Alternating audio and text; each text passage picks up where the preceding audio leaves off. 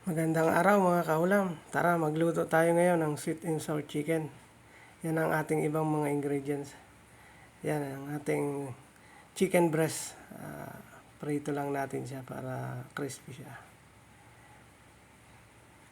Shoutout nga pala sa ibang tropa ko sa La Union. Kay Sir Pamintuan. Kay Marlon Balyadulid.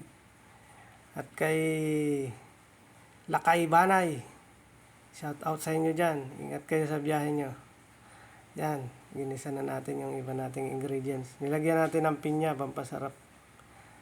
Meron tayong sibuyas na puti. Saka bell pepper. Yan, nilagyan natin siya ng pinya. Yan, lagyan na natin yung prinito nating chicken breast. Shout out din nga pala sa iba kong ay mga elementary classmate ko diyan sa Daet Camarines Norte.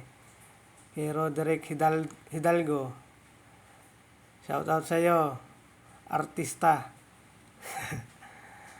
Kay Dodik at sa iba ko pa mga kaklase ng elementary. Yan, nilagyan na natin siya ng sarsa niya.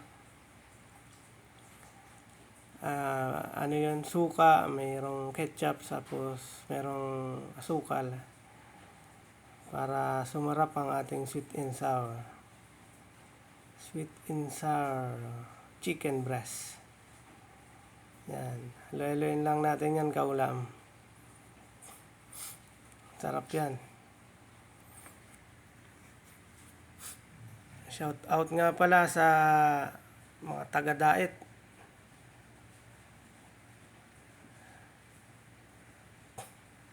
Kay Bunso. Yan, nilagyan na natin ng pampalapot niya. Cornstarch yun na tinunaw.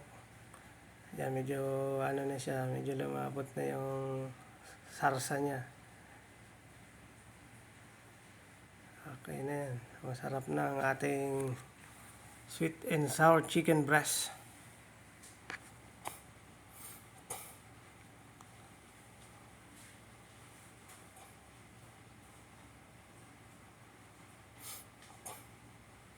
Yan, tikman na natin yan. Mga kaulam. Ating first bite. Thank you Lord. Approve. Masarap ang ating sweet and sour chicken breast. Second bite. Panalo.